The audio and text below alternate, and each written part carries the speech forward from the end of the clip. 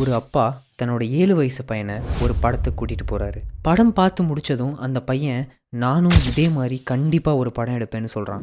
7 வயசில் அந்த பையன் பார்த்த படம் தான் ஸ்டான்லி குப்ரிக்கோடைய 2001 A Space Odyssey. கட் பண்ணால் 2014 இன்டர்ஸ்டெல்லார் ரிலீஸ் ஆகுது. அந்த 7 வயசு பையனோட பேர் கிறிஸ்டோஃபர் நோலன்.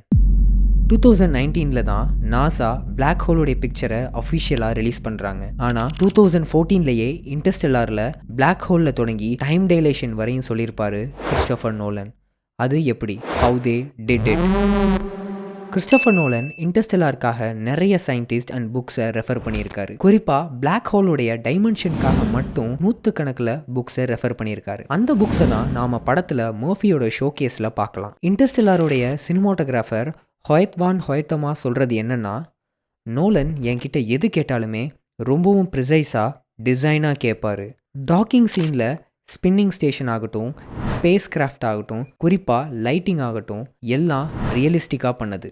டாக்கிங் சீனை இன்னமும் ரியலிஸ்டிக்காக காட்டுறதுக்காக நேச்சுரல் லைட், ஷேடோஸ், ரிஃப்ளெக்ஷன்னு ரொம்பவும் நுணுக்கமாக பண்ணியிருப்பார் ஹொயத் வான் ஹொயத்தமா. இது எல்லாத்துக்கும் மிகப்பெரிய ரீசன் கிறிஸ்டோஃபர் நோலனுடைய ஸ்க்ரீன் பிளேவும் ஸ்டோரி போர்டும் தான்.